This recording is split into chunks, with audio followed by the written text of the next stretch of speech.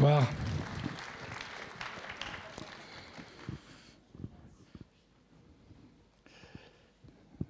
On va achever cette journée avec un des plus grands auteurs français actuels.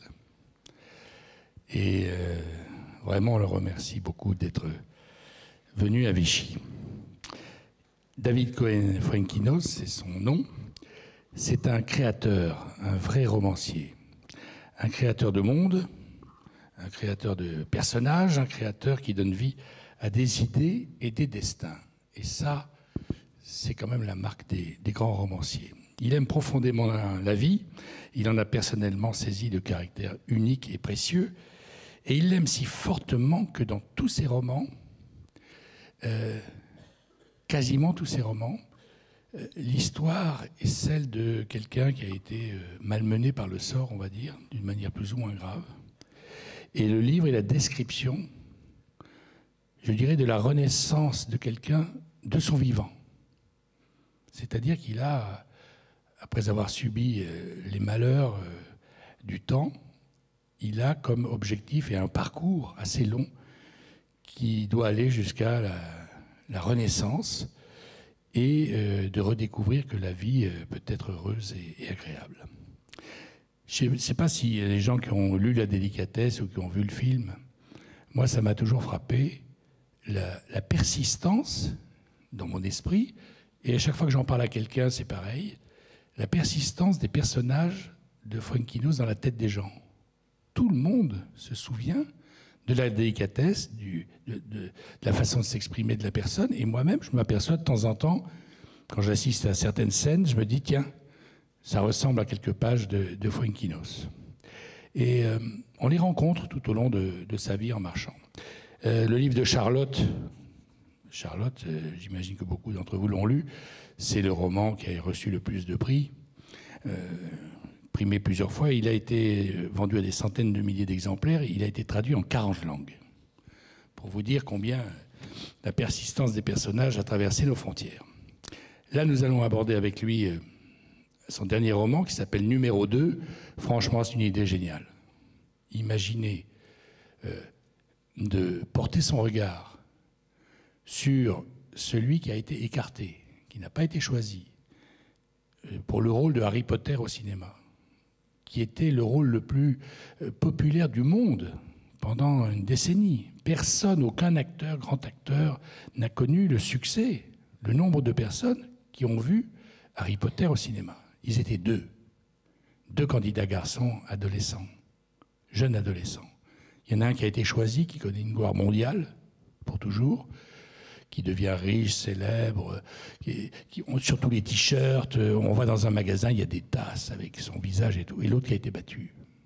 Et quand on demande, quand le jeune garçon éliminé demande au directeur de casting, qu'est-ce qui n'a pas marché, pourquoi je n'ai pas été choisi, il s'agit d'un presque rien. Et voilà. On va voir avec David Fuenquinos ce qu'un presque rien veut dire lorsque ça veut dire presque tout. Voilà, je vais le chercher.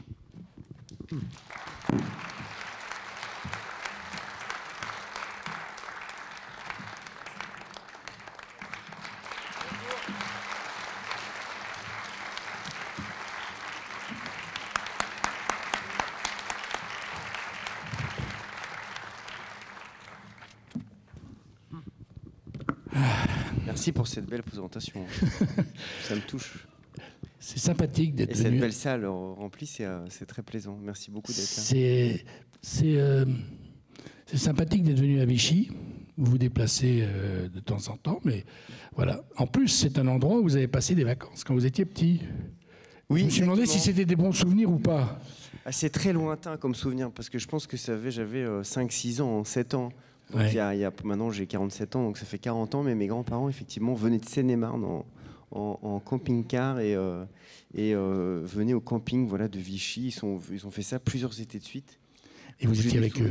J'ai souvenir que mon oncle m'avait emmené au cinéma. Le premier film que j'ai vu, c'était ici à Vichy, c'était Diva de Jean-Jacques Benex. Ah oui. Donc, je me demande pourquoi mon oncle m'a emmené voir ça alors que j'avais 6 ans. Ah bah oui, non, mais j'allais vous dire. Donc pour moi, Vichy, c'est associé à un truc totalement improbable. Donc voilà, mais voilà, c'est vrai que je suis vraiment ravi de. Voilà, j'ai un très bon souvenir. J'ai fait un entretien avec Philippe il y a quelques années, de te retrouver et de venir voilà, ici à Vichy. Voilà, je suis très heureux. Merci beaucoup.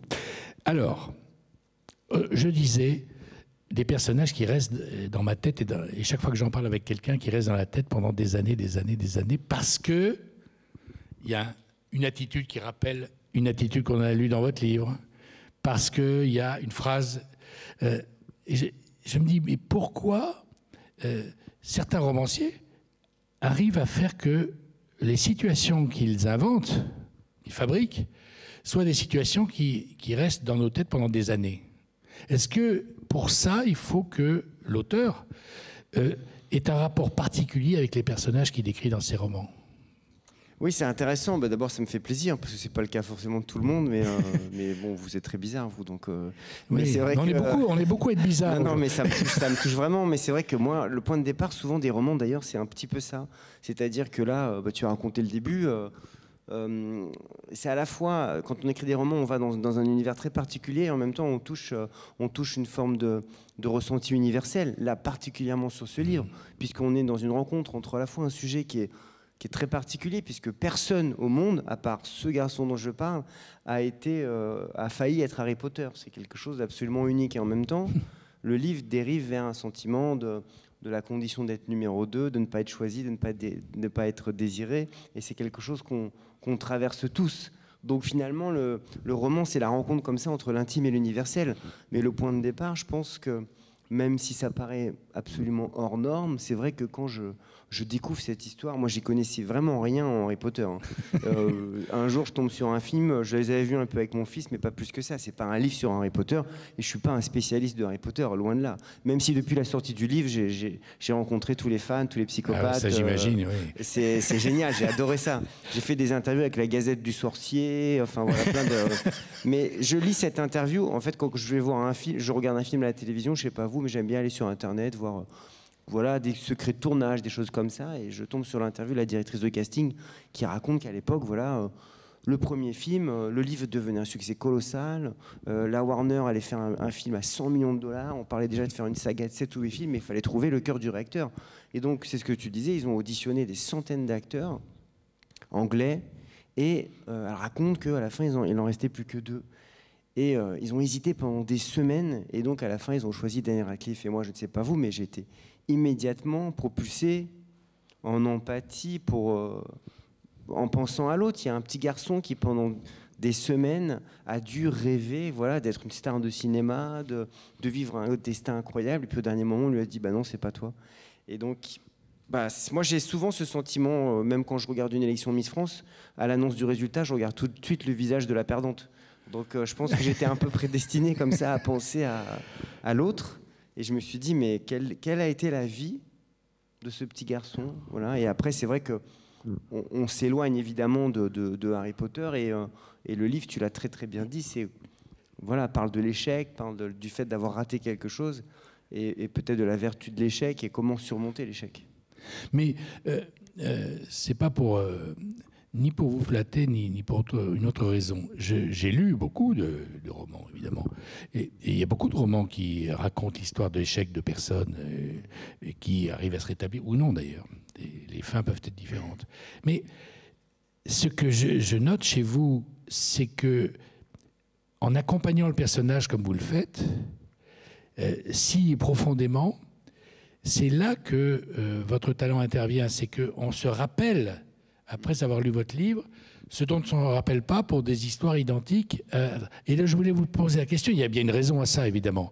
Et la raison, je me suis dit, est-ce que peut-être vit-il avec ces personnages plus intensément que d'autres? Est-ce que dans la période où il l'écrit, pour que les souvenirs soient si durables, il porte une attention particulière pour que, justement, tout soit plus proche de la réalité possible et ressemble à l'universel dont vous parliez tout à l'heure? Non, mais ça me touche. C'est vrai que moi, j'ai aucun problème avec l'idée qu'on puisse ne pas aimer mon travail, mais c'est vrai que quand je crée une histoire, après je travaille beaucoup, je réécris, j'essaie de trouver une particularité, j'essaie de faire en sorte que voilà, ces histoires et ces situations, elles sont forcément romanesques et je cherche à les rendre peut-être particulièrement vivantes. Après, peut-être que sans m'en rendre compte, j'écris sur des sujets que je ressens profondément. Alors peut-être que j'ai énormément d'expériences d'échecs que j'ai mis dans ce livre sans m'en rendre compte. Mais par exemple, moi, dans ma vie professionnelle, c'est vrai que j'ai un moment, tu en parlais tout à l'heure, qui a changé ma vie, c'est la publication de la délicatesse, qui a été, c'était mon 8e roman, qui a été numéro 1 des ventes pendant 1 an et demi, 1 300 000 exemplaires. C'était totalement inattendu pour moi. Mais toutes les années précédentes, j'étais pas du tout malheureux, mais c'était très improbable. Hein. Quand j'allais dans un salon du livre, bon, je passais pendant tout le week-end, on me demandait où étaient les toilettes, des choses comme ça.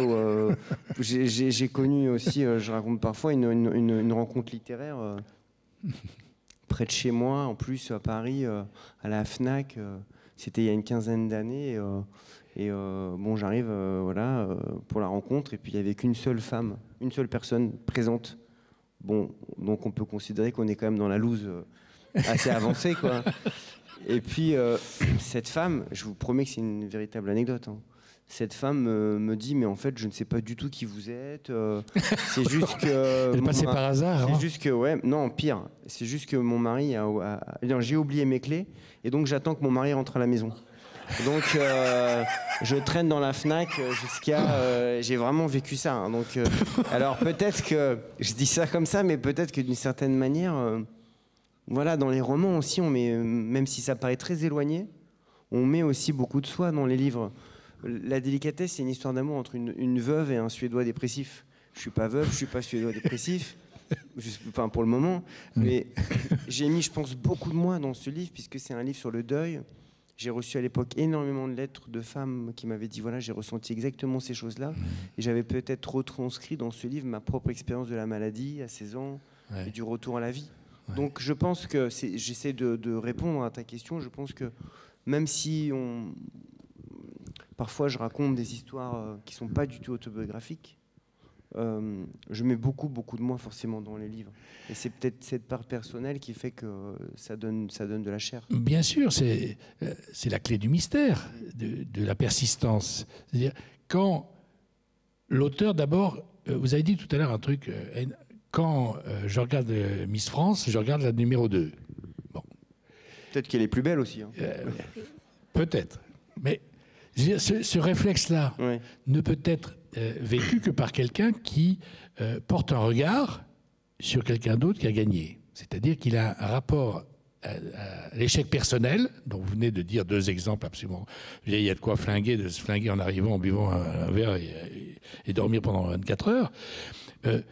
Quand vous avez vécu ça, vous donnez probablement à cause de ça l'intensité au personnage et vous rentrez dans des mécanismes que vous avez vécus et donc forcément dans le roman transparaît tout ce que vous avez traversé et c'est probablement ça qui donne la différence. Enfin, pour moi maintenant tout s'éclaire. Bah pour moi aussi, voilà, fallait que je vienne à Vichy pour enfin, je suis franchement, en tout cas une chose. Pour continuer par rapport à ce que je disais juste avant et ce qui rentrait juste ce que tu viens de dire, c'est que moi j'ai eu le sentiment d'avoir écrit toujours des livres très différents les uns des autres, et c'est vrai que quand j'ai eu le succès de la délicatesse, tout le monde m'a dit bah maintenant tu bouges plus, tu fais toujours ce même type de livre. Ouais, c'est ça, oui. Je me suis dit tu prends une femme alcoolo et un homme dépressif. Voilà, toujours le même type d'humour. Ouais. J'ai eu besoin d'aller totalement ailleurs. J'ai écrit Charlotte, un livre très douloureux sur cette femme peinte qui me fascinait, écrit d'une manière très particulière. C'est un livre qui a eu une grande aura, mais le livre d'après, j'ai voulu faire une comédie légère sur le milieu littéraire, sur la vie littéraire, le mystère Henri Pic. Oui. Donc j'ai jamais cherché j'ai toujours essayé de me réinventer. D'ailleurs, c'est assez touchant pour un écrivain d'être suivi par les lecteurs en faisant des livres aussi différents les uns des autres, même si je comprends tout à fait que certains de mes lecteurs me disent parfois j'ai moins aimé celui-ci, voilà, j'ai préféré un autre. Mais au bout du compte, je me suis rendu compte il n'y a pas si longtemps qu'ils étaient tous traversés par ce que tu as dit tout à l'heure, cette énergie de la réinvention de soi, de la reconstruction, tous ces personnages vivent des épreuves à un moment donné et vont chercher à retrouver une nouvelle dynamique pour pouvoir continuer leur parcours. Et c'est vrai que c'est quelque chose qui est lié à ma propre expérience, d'avoir connu la mort, d'avoir été gravement malade et d'avoir changé de vie à ce moment-là, parce que moi, j'étais pas du tout issu d'un milieu culturel. Il n'y avait pas de livre chez moi. Je sais qu'après avoir, comme tous les gens qui ont été gravement malades, on connaît après cette énergie du sensible, ce besoin d'aller vers le beau, vers ce qui nous touche, vers ce qui nous apaise, qui nous console, vers la beauté d'une manière générale. Moi, je me suis mis à ce moment-là à lire, à écrire, à devenir boulimique de musée, de musique classique. Et c'est vrai que j'ai le sentiment d'avoir été propulsé dans une nouvelle vie, qui a été ma vie d'après, celle où j'ai écrit et où les livres n'ont cessé de m'accompagner. Mais c'est vrai que mes histoires, finalement, mes personnages traversent de manière très différente, par le deuil, par un drame, par un casting raté, par un manuscrit refusé, ce type d'expérience. Ouais. Et alors d'habitude on dit il a fait ce trajet-là, mais là où je comprends mieux, c'est que ça vous amène à regarder vous le numéro 2. C'est-à-dire, on dit que c'est une idée de génie. Fuenquinos, il a une idée de génie. Aller penser au numéro 2, en faire un succès alors que tout le monde regarde le numéro 1. On dit que c'est une idée de génie, mais c'est pas une idée de génie en fait. C'est votre vie qui a fait que vous portez un regard différent sur les choses. Je comprends une seconde chose, c'est ça que je voulais vous dire. Ouais, c'est très juste, mais c'est vrai qu'il y avait aussi d'un point de vue... Moi, je suis toujours à l'affût. Ah oui. Quand j'écris, quand on est romancier, j'imagine que... Je me dis, donc je tombe sur cette interview et quand elle dit on a choisi Daniel Radcliffe parce qu'il avait ce petit quelque chose en plus, donc je pensais à l'autre et puis je me dis tout de suite, on vit tous des échecs, on fait tous aussi des choix, mais on n'est jamais, on n'a jamais le film de la vie qu'on aurait pu avoir si on avait été choisi, si on avait emprunté... Moi, je suis tout à fait du genre, quand je vais dans un restaurant, je ne sais jamais quel plat choisir, j'ai envie de tout choisir, je me trompe tout le temps, mais on n'a jamais finalement le film de cette vie qu'on ne vit pas. La particularité, c'est que non seulement il est rejeté, mais pendant 20 ans, il voit ce qu'il aurait pu vivre. Ce qu'il aurait pu vivre, lui. Il y a quelque chose... une agression. L'agression. En plus, ça me paraissait à la fois effroyable, mais en même temps un peu risible d'essayer d'imaginer un personnage qui essaye de ne pas être confronté à Harry Potter, ce qui est physiquement impossible depuis 20 ans. Il n'y a pas de droit à l'oubli. C'est comme s'il était condamné à un échec perpétuel. Et c'est aussi intéressant de voir comment on peut se construire en ayant le sentiment d'avoir raté ça. C'est un peu le sujet du livre. Et en même temps, je fais référence, par exemple, ça m'a fait penser à l'exemple de Pete Best. Je ne sais pas si vous connaissez, c'était le batteur des Beatles. Imaginez le batteur des Beatles pendant 3 ans. Ouais. Il a été écarté juste 3 semaines avant le premier disque, avant la notoriété extraordinaire mondiale. Ouais. Donc c'est une histoire tragique parce qu'il a tenté de se suicider, il est devenu boulanger après. Mais il faut imaginer ce que c'est. Et depuis que j'ai publié ce livre, depuis 2 mois, d'abord, les gens me parlent beaucoup de leur histoire personnelle. Ah oui. Comme après le livre de, j'imagine, après le livre, la délicatesse. Ouais, mais beaucoup là me parlent de leur échec, de ce qu'ils ont raté. Beaucoup de fratries aussi, des histoires de fratries. Je suis numéro 2. Plein de choses que j'avais pas anticipées. Quand j'ai fait il y a pas très longtemps, j'étais à C'est à vous, par exemple. Anne-Elisabeth Lemoine, elle m'a dit mais c'est tellement ma vie, quoi, parce que c'est vrai qu'on oublie maintenant, elle cartonne, elle présente C'est à vous, elle est extraordinaire. Mais pendant des années, elle était chroniqueuse. Elle était celle tout le monde disait, c'était une très bonne numéro 2, t'es une très bonne chroniqueuse. Je l'ai embauchée à RMC pour son premier travail. C'est pas vrai. Ça, je vous assure. Tu vois, tu savais qu'elle serait peut-être numéro 1 un jour. Non, personne le sait, personne, elle le dit tout le temps. Non, ouais. Et donc je reçois toutes ces histoires qui sont parfois lourdes, parfois aussi très, très légères. Sur le fait de ne pas avoir... Je pense qu'on est tous à un moment donné soumis à la décision des autres. Donc on n'est pas choisi, on n'est pas désiré, on n'obtient pas ce qu'on voudrait. Il y a quelqu'un qui nous barre la route. Et peut-être que ce sentiment-là, je l'évoque un tout petit peu à un moment dans le livre, est accru par notre époque qui est perfusée depuis une quinzaine d'années aux réseaux sociaux. Et ça, c'est une grande mutation, ça a changé parce que le succès et l'échec, ça a toujours existé, mais il y a ce sort de poison de la comparaison maintenant qui fait que, bon, moi je suis pas sur Instagram, je suis sur Facebook, il se passe plus grand chose, mais je sais que les gens sur Instagram, enfin parfois je suis à Paris, dans le métro, il fait moche, j'ai un rendez-vous, je suis fatigué. Si j'allume mon téléphone et que je vois des gens en train de boire des cocktails à Saint-Barth, j'ai le sentiment que ma vie est ratée, quoi. Donc cette façon d'être comme ça aussi soumis aux images de la vie Le miroir, des autres, comme voilà. ça, les miroirs. Parfois, on peut, alors qu'on n'a rien demandé, on n'a rien fait, on peut avoir le sentiment que... Qu'on est numéro 2, Ouais. ou 3, ou 4, ou 100. Voilà, exactement. Ouais. Là, je suis numéro 5. Voilà. Ah oui, dans la liste des... Dans la liste des... vous avez il y a toujours de l'humour dans dans vos livres, il y a toujours comme ça une petite dérision. Alors, et vous dites, vous rappelez le tableau qui est à côté de la Joconde au musée du Louvre. Quelle tristesse. Bah, non, mais attends, parce que c'est vrai qu'il faut. Alors, à un moment donné, mon personnage. Tous ces gens qui détournent le regard du tableau. Ah ben non, mais ça d'ailleurs, je suis venu exprès pour parler de ça. Ne ratez pas. Ce livre, c'est vraiment la prochaine fois que vous allez. Non, parce qu'il faut dire que mon personnage, qui tente, en fait, c'est tout un grand parcours pour essayer de surmonter son échec. Et à un moment donné, il se dit voilà, le meilleur endroit, ça va être au Louvre, puisqu'il vit à Paris, il est franco-anglais. Ça va être au Louvre, au moins là, je serai tranquille. Pas de J.K. Rowling, pas de Harry Potter.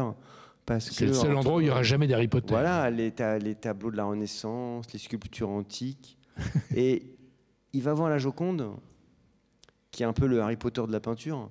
Et c'est vrai il se prend de sympathie forcément pour le tableau à côté. Celui que personne ne va jamais voir, celui où les Japonais s'écrasent dessus pour faire des photos. Et donc, franchement, ça me fait vraiment plaisir, Philippe, que tu en parles. Parce que, voilà, la prochaine fois que vous allez à Paris et que vous allez au Louvre, faites-moi ce petit plaisir. On ne regarde pas la Joconde, on va voir le tableau qui est à côté, que j'évoque dans mon livre. Et voilà, ça lui fera plaisir, je pense. Mais c'est vrai que je suis très méchant, moi. Alors je me suis dit, mais quel tableau à côté de la Joconde ? Ça, alors là, maintenant, c'est devenu curiosité numéro 1 mondiale. Et donc, il n'y a pas de tableau à côté de la Joconde. David Fuenquinos. Mais si... Il y a un tableau en face de la Joconde. Non, alors... Qui est numéro 1 parce que c'est le plus grand tableau du Louvre, 70 mètres carrés. Mais arrêtez de me... Oh. Et on est dans la grosse polémique. Et je me suis dit... c'est vrai que c'est les grandes rencontres, les débats d'idées. Donc voilà, on est dans un... Je me suis dit, Fuenquinos, c'est quand même un romancier. Alors c'est pas tout à fait vrai. Alors ça m'est déjà très souvent. Par exemple, le livre Vers la beauté, ça se passait aussi dans un musée avec l'idée que la beauté nous console. Enfin, voilà. C'est magnifique. Et c'est vrai que c'est un livre qu'on parle beaucoup maintenant en ce moment. Et ça se passait au musée d'Orsay parce que c'était un homme qui quittait tout à un moment donné, qui était professeur aux Beaux-Arts et qui vivait quelque chose de très douloureux. Et il avait envie simplement de devenir gardien de musée face à Modigliani, face à l'étoile de Modigliani. Voilà, c'était pour lui l'endroit où il pouvait se consoler d'une certaine manière. Et bon, la directrice du musée m'a dit mais il n'y a jamais eu d'expo Modigliani au musée d'Orsay. Je lui dis mais évidemment, je le sais, mais peu importe. C'est pas ça. Plein de moments. Par exemple, quand j'ai écrit Le Mystère en réplique, c'était la bibliothèque des livres refusés. Je découvre cette histoire, j'adore cette histoire je me dis, il y a un endroit pour tous les dépressifs de la littérature, tous ceux qui ont des manuscrits, qui ne trouvent pas preneur, et j'adore cette idée. Et donc, moi, je la place à Crozon, en Bretagne, parce que je me dis, voilà, c'est au Finistère. Évidemment, j'invente, je suis allé à Crozon 20 ans auparavant, ça n'a pas d'importance. Et je fais vivre une passion, une histoire une aventure un peu érotique par la bibliothécaire. Et après, il y a des gens qui allaient voir la bibliothécaire là-bas de Crozon, étaient un peu gênés. Évidemment, on est dans la voilà, c'est roman. Ce livre-là est même non autorisé par J.K. Rowling. Voilà, il y a une liberté aussi du romancier. Mais je suis pas d'accord avec toi, parce qu'effectivement, la grande salle des États où est la Joconde au Louvre, il y a 2 tableaux qui se font face à face. Mais il y en a sur les côtés. Ah oui. Et oui, le plus proche sur le côté, c'est celui dont je te parle. Donc c'est vraiment c'est pas celui qui est en face. Il a une position de. Majesté. Il fait c'est le plus grand tableau du. Donc je me suis dit, il est numéro 1 quelque part. Oui, mais il n'est pas. C'est pas du tout celui dont je parlais. Hein. Ouais. Moi, je parle celui d'à côté. C'est un peu quand je faisais des dédicaces à côté de Giscard d'Estaing ou des trucs comme ça, aux gens d'Ormesson, où les gens se mettaient sur vous pour faire des chèques. Donc oui, c'est ça. Je parlais de celui-ci. Je reviens à la Donc tu vois que c'est très très travaillé, mes romans. Oui, c'est vrai. Beaucoup de recherches, des années d'observation. Il a essayé de me piéger. Hein. Il est vraiment fort. C'est des années d'entretien politique, ça. Oui, hein, c'est vrai. Ça forme la méchanceté. Ou la curiosité, curiosité intégrale, qui n'est jamais bon. Alors, vous avez parlé de la beauté. J'ai trouvé que c'était un très beau thème du livre. D'ailleurs, vous avez rappelé que vous avez écrit un livre sur la beauté. Et je me suis dit, parce que vous avez subi à l'hôpital quelque chose de profond. Hein. C'est-à-dire, c'était pas une maladie longue. Vous avez failli mourir. Mort incertaine. Non, mort. Oui, une expérience de mort imminente. Oui. Mort imminente. Ouais. C'est-à-dire que vous avez vu, paraît-il, ce qu'on voit. J'ai mis beaucoup de temps à raconter ça parce que je trouve que ça fait toujours un peu. Mais c'est vrai que je peux pas nier que je suis devenu un petit peu mystique. Et mon roman Charlotte, d'ailleurs, est porté par cette étrangeté d'avoir le sentiment parfois de reconnaître des choses qu'on ne connaissait pas. Voilà, une lecture émotionnelle des choses.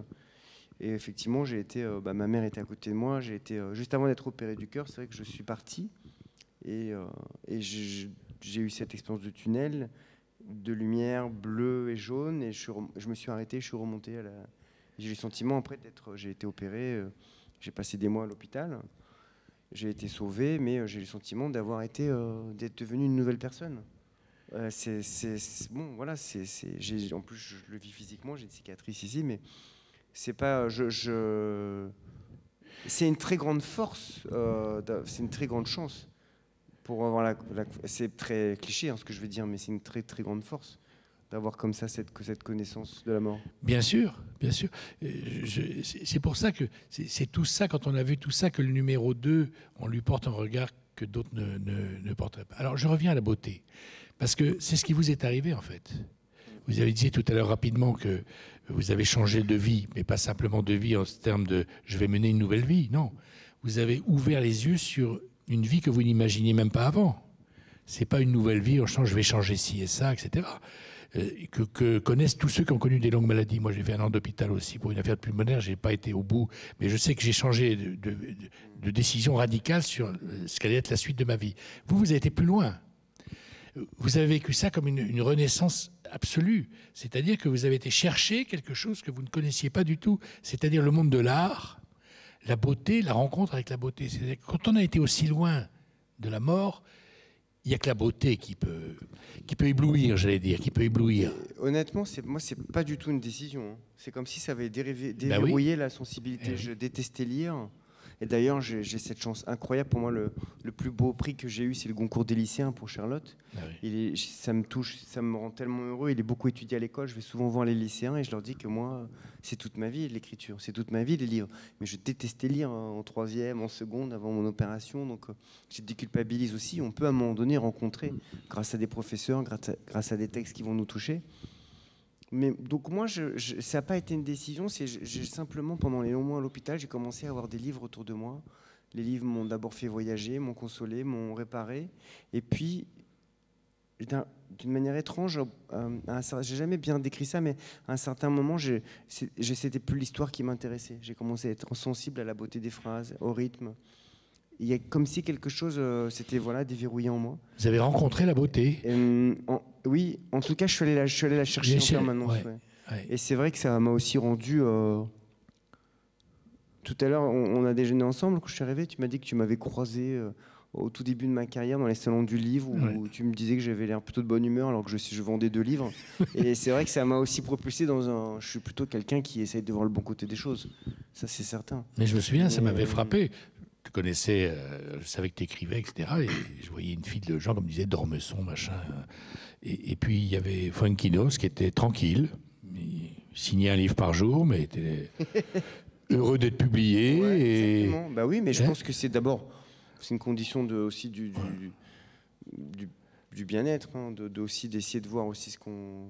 Voilà, de pas toujours être obsédé par... Mais quand on a rencontré la beauté, comme vous l'avez rencontré, c'est-à-dire que ça vous a changé la vie de voir des livres, ça vous a ouvert des portes, les tableaux, la musique. Vous avez été professeur de guitare après, tout seul dans votre chambre, vous avez appris la guitare et vous êtes devenu professeur de guitare. C'est pas là où j'étais le meilleur. En fait, j'ai toujours dit que quand j'ai publié, en fait, le destin, je voulais toujours monter des groupes, j'arrivais jamais. Puis j'écrivais en parallèle et puis j'ai envoyé un manuscrit par la poste et j'ai été publié. Je me suis dit, tiens, peut-être que mon destin m'attendait là. Et après, quand j'ai publié ce premier roman, j'avais une interview dans le journal Le Monde et on me demandait pourquoi j'écrivais et j'ai répondu parce que j'ai pas trouvé de bassiste. Et c'est vrai que mais maintenant, en fait, je me rends compte que j'étais peut-être vraiment mauvais, en fait, tout simplement. Que c'était peut-être pas plus mal, quoi. C'est une période tellement étrange, ça, parce que moi, j'ai jamais eu le sentiment de vouloir accomplir les choses. Parfois, on parle souvent de la pensée positive, des gens qui ont de l'ambition, de se dire que, voilà, en se motivant, en y croyant, les choses vont arriver. Moi, j'ai jamais écrit en pensant qu'un jour je serais publié.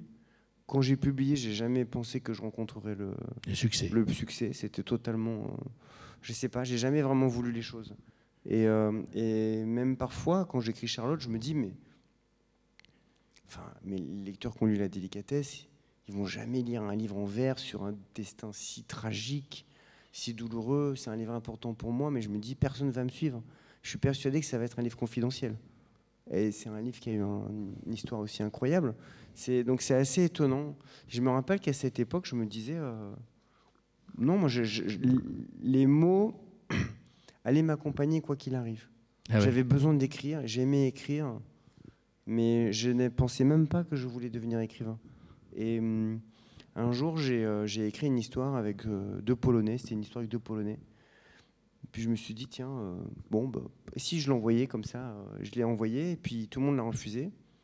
Et c'est tombé chez Gallimard, chez un éditeur de chez Gallimard qui a trouvé que c'était... Il a dit plus tard que c'était bordélique, mais... Original. Voilà, que ça valait le coup d'essayer. Oui. Et je me suis dit, tiens, mais c'est totalement grâce aux Polonais, ça. Si j'ai été publié. Je voyais que cette raison, quoi.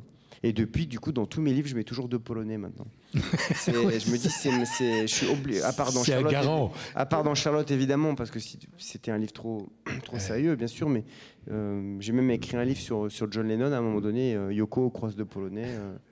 Non. Alors maintenant, c'est vrai que j'ai beaucoup de lecteurs. Alors les gens me disent, mais ils sont où les Polonais?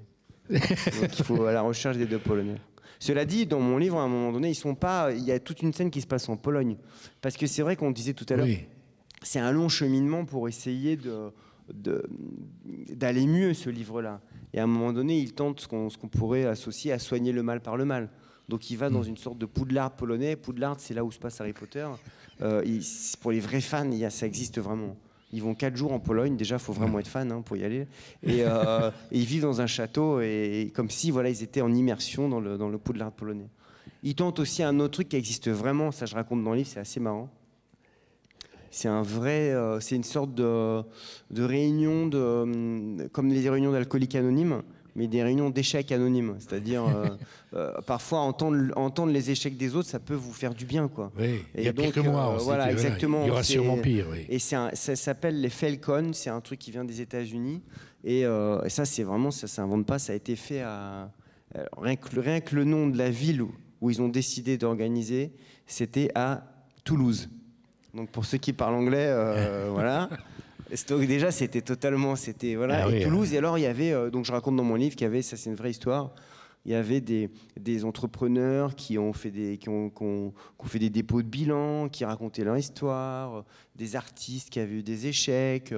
Bon, je rajoute dans mon livre des membres du Parti socialiste, voilà, des gens et pour se redonner du courage. Voilà, et c'est vrai. Donc il y a tout comme ça dans le livre, comme ça, toute une sorte de périple pour essayer d'aller surmonter cet échec-là.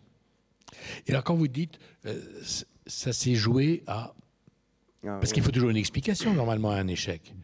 On dit toujours j'ai ça parce que une indication donne la direction vers laquelle on doit aller pour éviter d'être numéro 2 une deuxième fois. Et là on lui dit non, Moi, c'est ce qui a vraiment été le point de je départ. trouve que c'est le point de départ du livre. C'est le point de départ. Hein, je me dis, non seulement je pense à l'autre, mais quand je lis l'interview de la directrice de casting, qui est une vraie interview, qui dit, voilà, on a choisi Daniel Radcliffe parce qu'il avait ce petit quelque chose en plus. Mon livre parle beaucoup aussi de ça, du fait que la vie bascule parfois pour un rien, pour une virgule, d'un côté comme de l'autre. Je parle de la machination du hasard. On dit très souvent que le hasard fait bien les choses, en omettant qu'il peut aussi tout autant mal les faire par moment. Et c'est vrai que moi, je disais tout à l'heure que je ne connaissais pas bien l'histoire de J.K. Rowling, l'auteur de Harry Potter. Et au tout début du livre, c'est incroyable, je raconte toute la jeunesse du film, avec l'histoire du producteur qui personne ne croit en lui, et qui est celui qui achète les droits avant tout le monde. C'est une histoire incroyable. Le seul qui a vu que Harry Potter allait devenir une histoire mondiale. C'est des belles, toute cette première partie, elle est incroyablement romanesque. Et je raconte l'histoire de J.K. Rowling que je ne connaissais pas bien. Là, on voit vraiment comment le destin, par des petites choses, bascule du bon côté. Puisque c'est une femme qui a 25 ans, qui vit d'aide sociale. Elle est dans la précarité la plus absolue. Elle est seule avec sa fille. C'est une femme qui a dû quitter son conjoint parce que femme battue. On est vraiment dans le désespoir. Hein.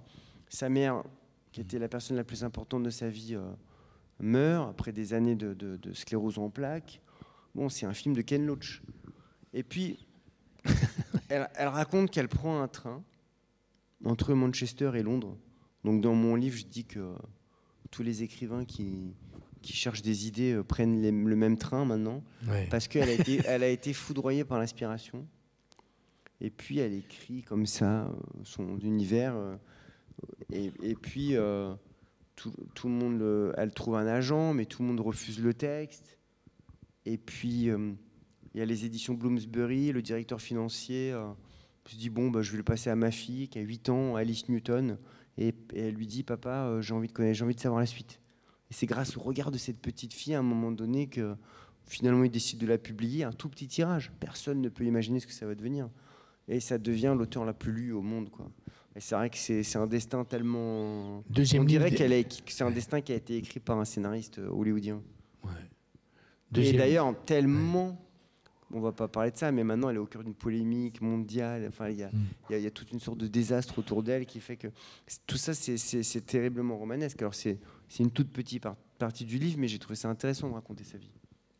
Et quand vous racontez ça, c'est-à-dire les petits riens qui changent tout, est-ce que vous croyez aux forces de l'esprit? Ah oui. Oui. J'allais parler avec le... Oui, avec le truc.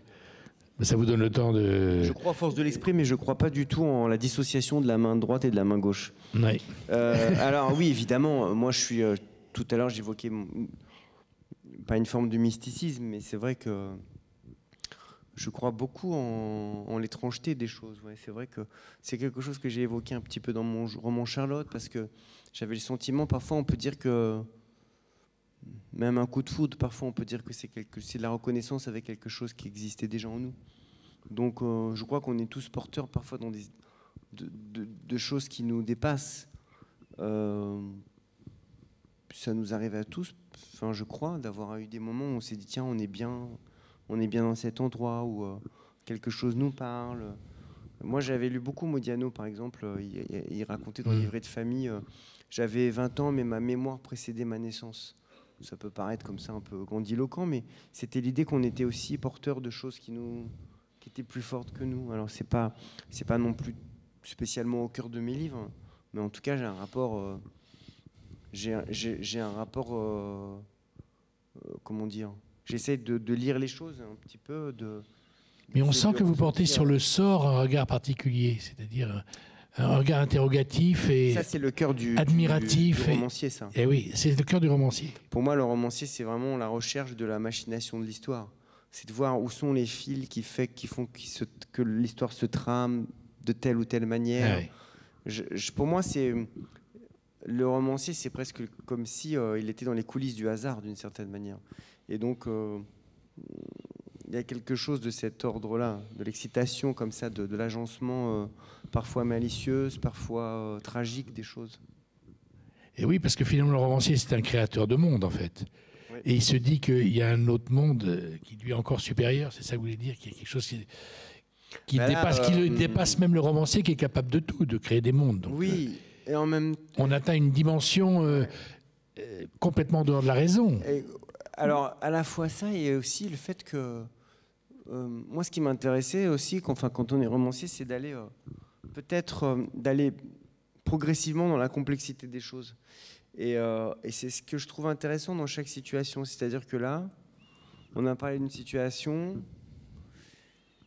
et mon personnage, sans vouloir raconter la fin de l'histoire ou la façon dont l'histoire se développe, va peut-être aller vers le... Comment dire ? Je crois, Charles Pépin a écrit un très beau livre là-dessus sur la vertu de l'échec. Oui. Je crois qu'il va essayer de comprendre finalement la valeur d'avoir été l'autre.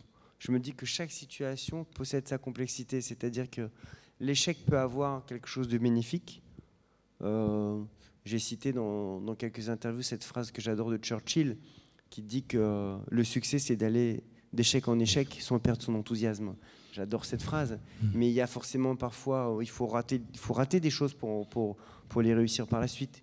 Il y a une vertu, il y a un intérêt à l'échec. Tout comme il y a une force sombre à la réussite, au succès. Et donc tout ça est plus complexe et c'est intéressant. D'une manière basique, c'est vrai qu'on peut imaginer par exemple que ça a pu être compliqué pour un adolescent d'avoir été Daniel Radcliffe, d'être une star mondiale, de plus pouvoir marcher dans la rue nulle part au monde sans être reconnu. Et que tout le monde ne sache même pas votre prénom, mais tout le monde vous appelle Harry.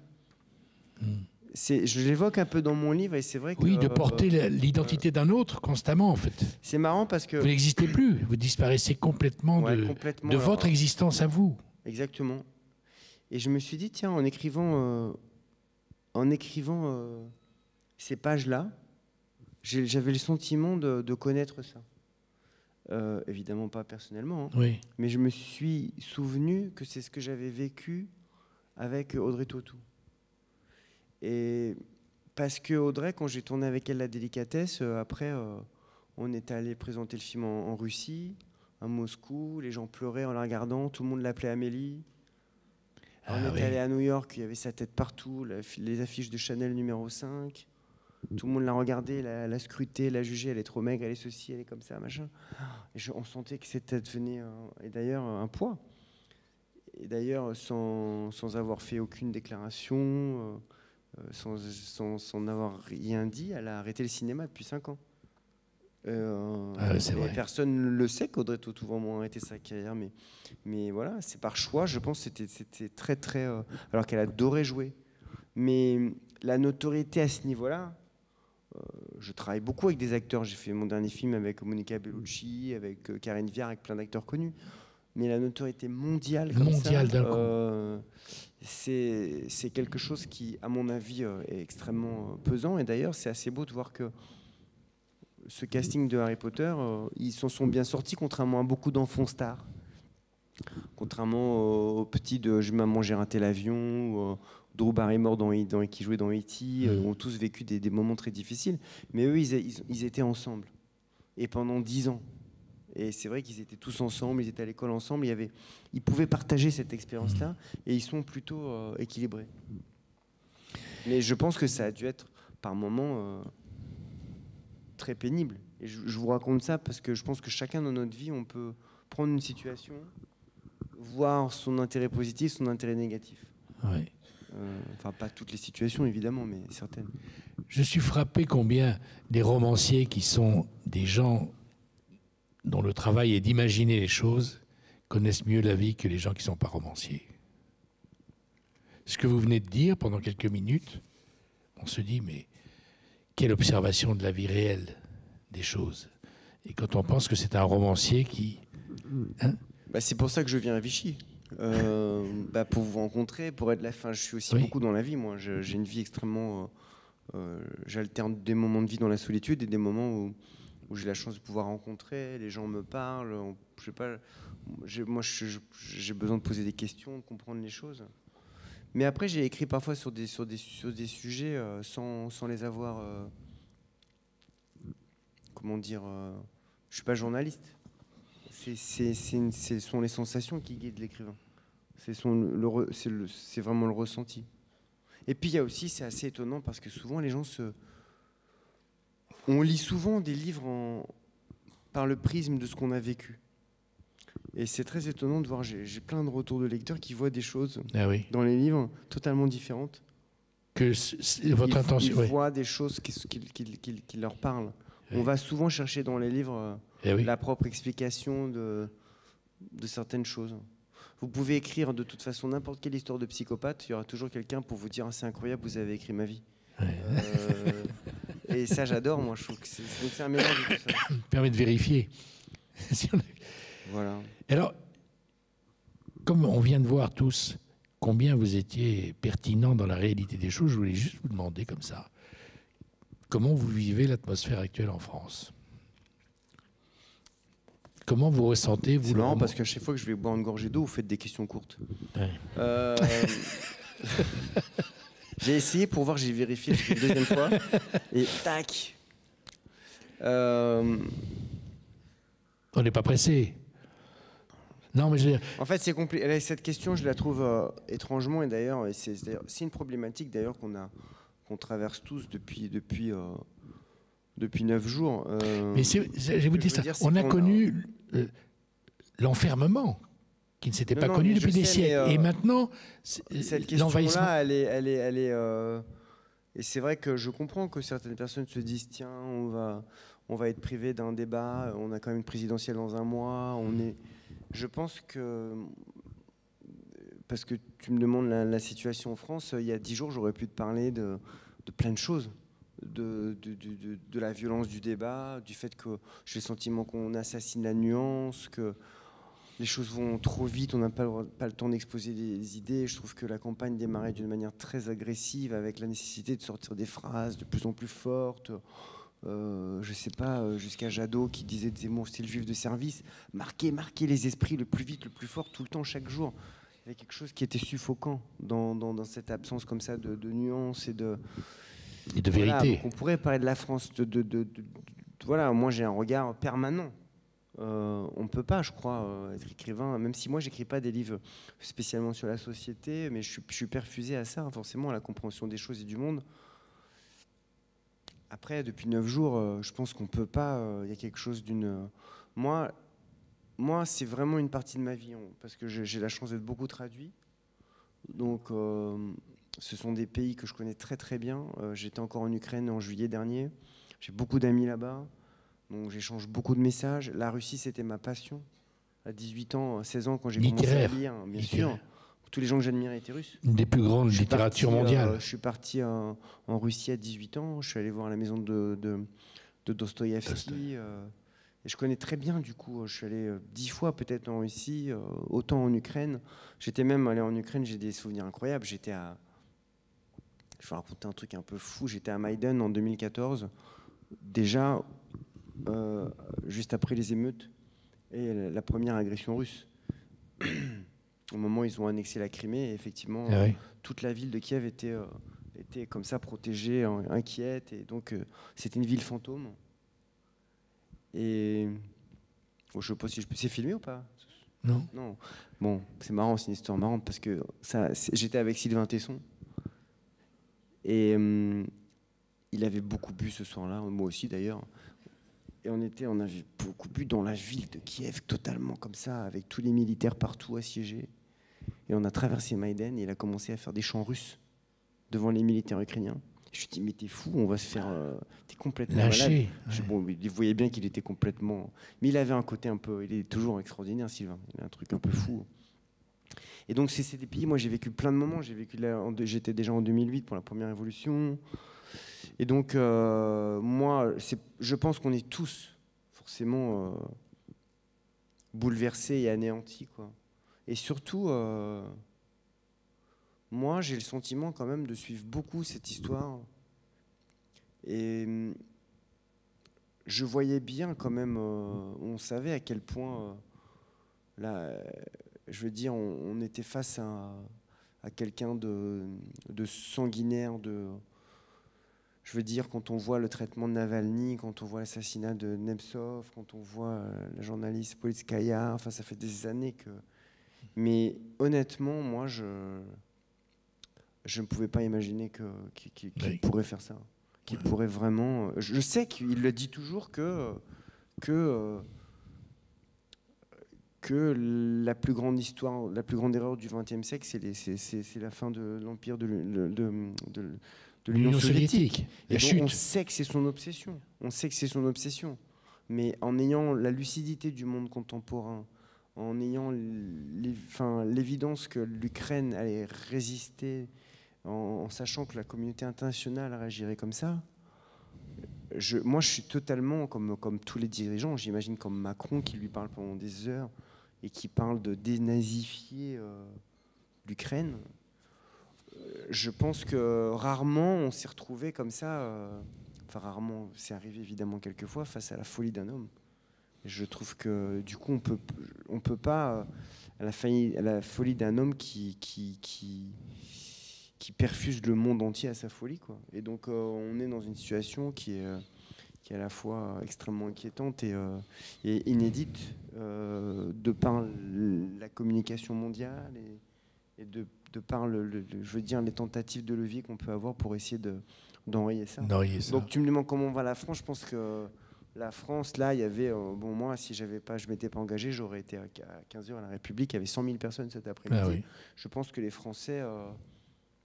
peut-être parce que c'est à 3 heures de l'Europe, à 3 heures d'ici, peut-être parce que c'est l'Europe, quoi. C'est l'Europe, et ça veut dire quoi? Ça veut dire quoi?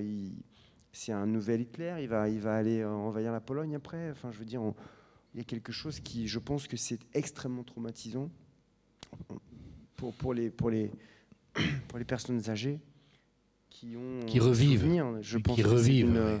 Et je pense que il y a quelque chose qui est je sais pas, je pense qu'on s'est pris un coup sur la tête qui est fait que, à part les Américains qui avaient des renseignements justes, même quand ils ont dit ça, les gens se disaient ils jouent à faire peur. À faire peur.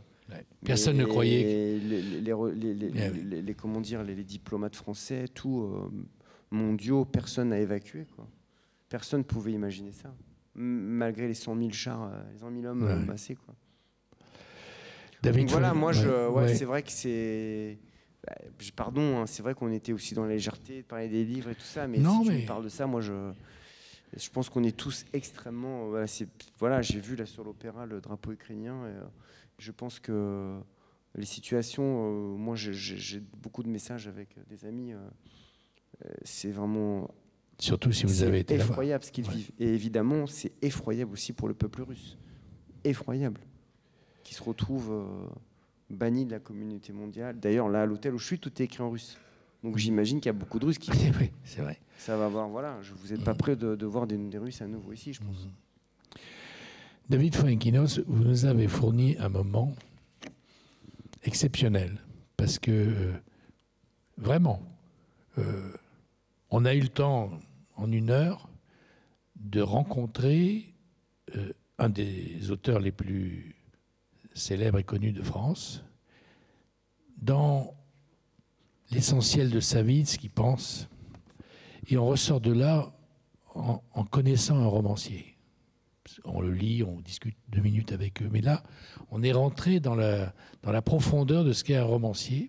C'est un cadeau. Voilà. Je voulais vous dire, vous nous avez donné un cadeau de vérité. Voilà. J'ai l'impression que rien dans ce que vous avez dit n'a la moindre torsion quelconque avec ce que vous pensiez au moment où vous le disiez. C'était une parole sans filtre, acceptant toutes les questions et ayant la générosité de compléter. Et c'est rare dans les rencontres. Les grandes rencontres, j'en fais beaucoup. Et d'avoir ce moment de vérité, d'intensité, avec quelqu'un qui garde son calme. Et c'est un moment, je ne sais pas, de vrai bonheur, de profondeur, de réflexion. On sort de là, on a rencontré quelqu'un. Vous savez, ce n'est pas tous les jours qu'on rencontre quelqu'un en 1 heure. Et c'est ça que vous avez réussi à faire ce soir. En 1 heure, on vous a rencontré. On ne vous connaît Bon, pas. bah, j'ai bien fait de venir, hein, parce que là, ça me touche tellement, Philippe. Je ne sais pas ce qu'en pensent les gens ici, mais voilà, moi, c'est ce que j'ai ressenti profondément. Bah, merci à vous, hein, merci beaucoup. Merci Philippe, ça me touche.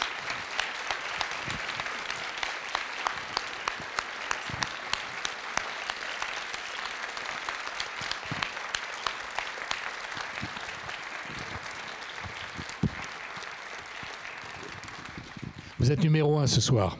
Ah bah c'est sympa, merci beaucoup.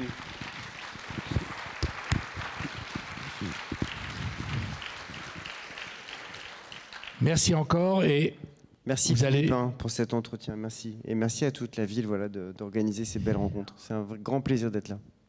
Merci. Eh bien, vous allez rencontrer les gens qui vous ont entendu avec plaisir. Merci beaucoup. Bonne soirée.